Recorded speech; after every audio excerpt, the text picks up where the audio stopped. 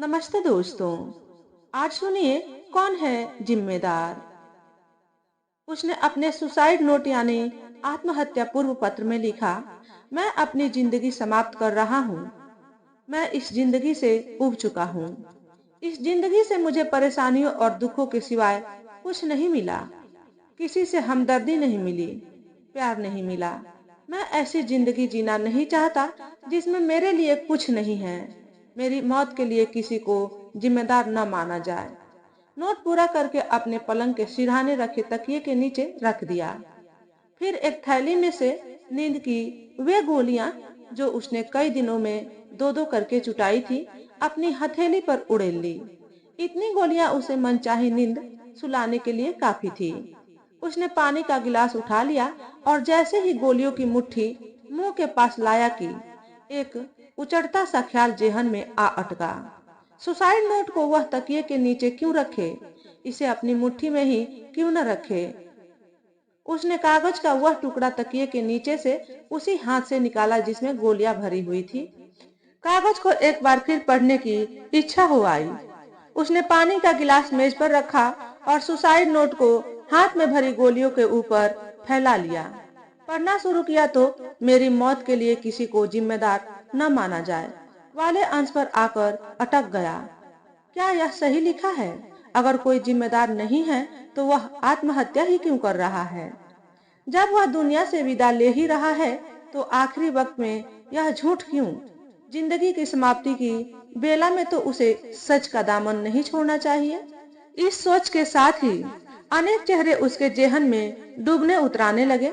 उसकी प्रेमिका का चेहरा, उसके मित्रों के चेहरे, बाप का चेहरा, दफ्तर के अपने बॉस का चेहरा, इन सब को लेकर उसके मन में गहरी शिकायतें भरी हुई थी। तो क्या अपने सुसाइड नोट में इन सब के नामों का उल्लेख कर दे, लिख दे कि इन लोगों की वजह से ही उसकी जिंदगी जीने लायक नहीं रह गई है। इस ख्याल के साथ ही एक दूसरा ख्याल उसके दिमाग में एक झटके के साथ आ घुसा। इनके नामों का उल्लेख नहीं कर सकता तो कम से कम इन सबको यह तो बता ही सकता है कि वह उनकी वजह से ही आत्महत्या कर रहा है। उनसे एक बार यह तो पूछ ही सकता है कि वे सब उसके साथ ऐसा व्यवहार क्यों करते रहे हैं कि उसकी जीने की इच्छा ही मर गई है। वह आत्महत्या करने को विवश हो गया है। पूछने का यह ख्याल उसके दिमाग पर हावी होने लगा। वह ज्यादा से ज्यादा 2 दिन में इन सब से निपट लेगा। गोलियां 2 दिन बाद भी खाई जा सकती है। उसने गोलियां वापस कागज की थैली में उड़ेल दी और सुसाइड नोट अपनी पैंट की जेब में रख ली। जेब में रखा हुआ सुसाइड नोट उसे भरी हुई पिस्तौल के जेब में रखे होने जैसा एहसास करा रहा था। पहले के विपरीत उसके भीतर एक विचित्र से साहस का संचार हो रहा था।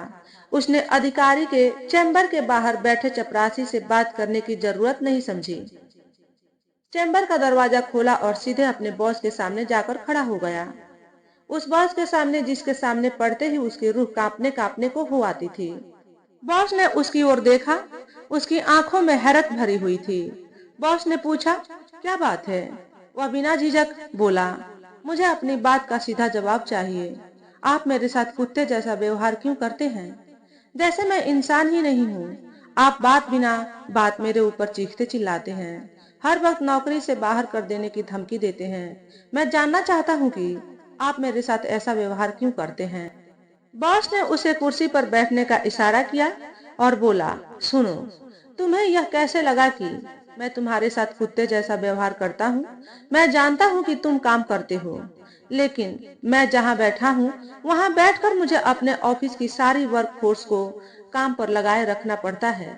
जैसा मैं करता हूँ वैसा न करूँ तो तुम्हें क्या लगता है कि कितने ऐसे लोग हैं जो अपने आप काम करते रहेंगे? हो सकता है कभी कभी मैं ज्यादा जोर से बोल दूं या किसी को थोड़ा ज्यादा डांट दूं, पर ऐसा मैं केवल तुम्हारे साथ ही नहीं करता। और अब मैं तुम्हें एक बात बताता हूँ। अगर तुम अपनी नौकरी में खुद को बचाकर रखना चाहते हो तो अपने बॉस की बात या उसके व्यवहार को लेकर कभी भी ऐसी बचकानी प्रतिक्रिया मत देना। पर मुझे अभी तक कोई प्रमोशन नहीं मिला, वेतन में कोई बढ़ोतरी नहीं हुई, उसने उसी रॉ में कहा। बॉस ने उसकी तरफ तीखी नजर से देखा और बोला, तो तुम्हारी पूरी जिंदगी एक प्रमोशन और एक बढ़ोतरी पर टिकी हुई है। चलो अब मेरे कमरे से बाहर निकलो और अपने काम पर लगो। वह उठा और कमरे से बाहर निकल आया। बॉस ने उसे लगभग डांटते हुए कमरे से बाहर निकाला था। फिर भी शायद जेब में रखे सुसाइड नोट का प्रताप था कि उसे बॉस का चेहरा पहले जैसा डरावना और आतंकित करता सा नहीं लगा। अब उसके दिमाग में अपने दोस्तों के प्रति धुंधली सी बिना आकृतियों वाली शिकायतें उभर रही थी। ये लोग उसके मित्र थे और इनके साथ को वह अपने लिए जरूरी मानता था, लेकिन ये लोग अक्सर उसके साथ सहानुभूति रहित व्यवहार करते थे, उसकी भावनाओं का ध्यान नहीं रखते थे और उसका मजाक उड़ाने का कोई भी मौका नहीं चूकना चाहते थे। उसे लगता था जैसे उसे ही उनकी जरूरत है, उन्हें उसकी नहीं। उसकी जेब में रखा सुसाइड नोट उसमें हिम्मत जगा रहा था और जब उसने अपने दोस्तों के आगे अपना खुरदरा सवाल उछाला तो उसे कोई संकोच नहीं हुआ। अगर तुम लोग मेरा साथ पसंद नहीं करते, मुझे पसंद नहीं करते, मेरा सम्मान नहीं कर सकते, मैं तुम लोगों की दोस्ती के काबिल नहीं हूँ, तो मुझसे सीधे सीधे बोल क्यों नहीं देते कि मैं अपना अलग रास्ता देखूं? उसके दोस्तों की आंखों में हैरानी थी। उनमें से एक बोला, तू पागल हो गया है? कैसी बातें कर रहा है? कौन तुझे पसंद नहीं करता? किसने कहा हमें तेरा साथ पसंद नहीं है? हम तेरा मजाक नहीं उड़ाते, तेरे साथ मजाक करते हैं। और तुझे किसने रोका है कि तू हमारे साथ मजाक मत कर? दोस्त दोस्त होते हैं और दोस्तों के बीच नाप तोल कर बात नहीं होती कि यह कहोगे तो अच्छा लगेगा, वह कहोगे तो बुरा लगेगा। तेरे दिमाग में ये बेवकूफी भरी बातें आ कहां से रही है? और हाँ, अगर तुझे हमारा साथ पसंद नहीं है तो तू जाने के लिए पूरी तरह आजाद है। कोई तुम्हें जबरदस्ती बांधकर नहीं रखेगा। एक दूसरे दोस्त ने उसका हाथ पकड़ा और खींचकर उसे अपने पास बिठा लिया। फिर अन्य दोस्तों से बोला, आज इसका मूड ठीक नहीं है, आज इसके साथ कोई मजाक नहीं करेगा। दोस्तों ने उसके साथ कोई हमदर्दी नहीं दिखाई।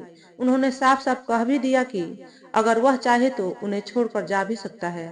फिर भी वह दोस्तों को वहीं छोड़कर उठ नहीं सका।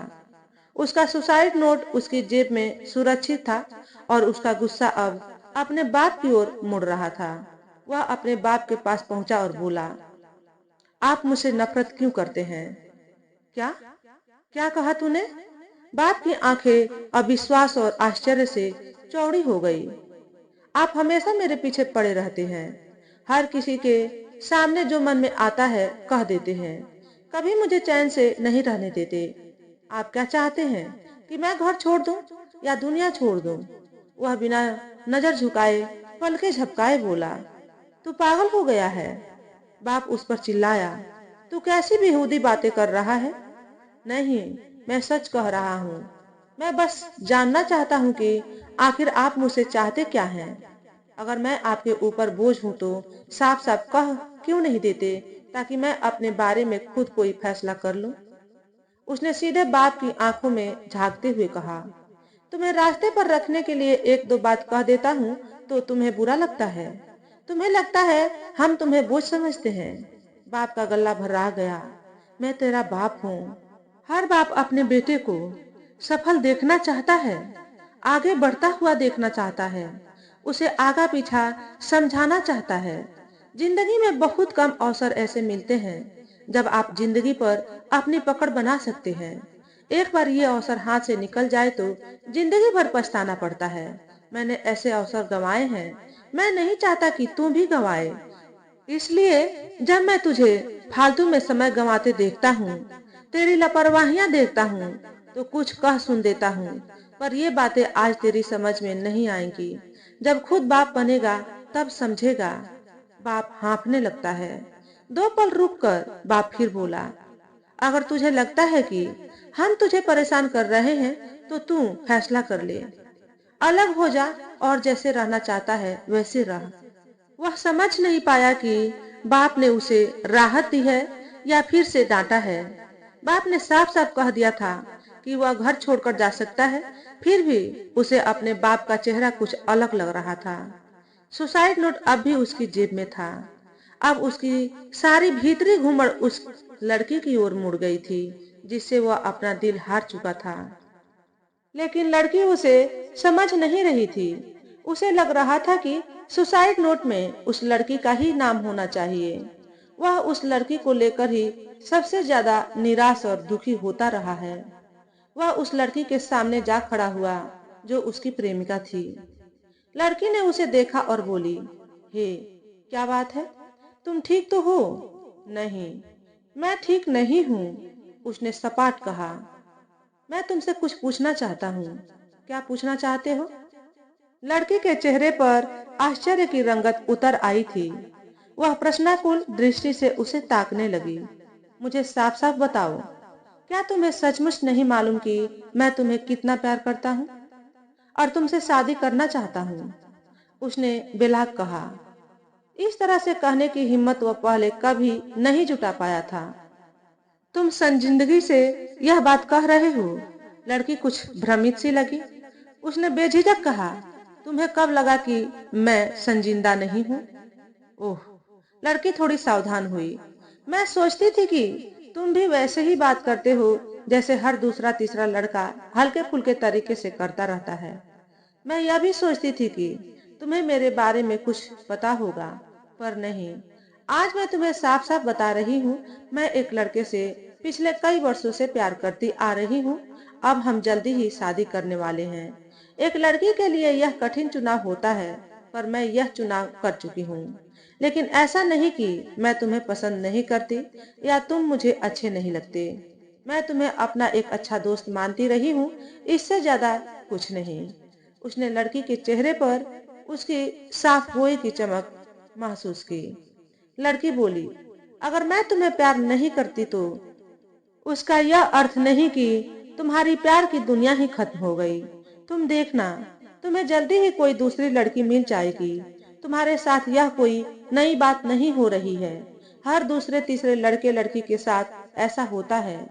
कोई आपको प्यार करता है, आप किसी और को प्यार करते हैं। मुझे नहीं लगता कि किसी लड़के लड़की को इसे इतनी संजीदगी से लेना चाहिए कि उसे अपनी जिंदगी ही बेमानी लगने लगे। उसने लड़की की आंखों में देखा।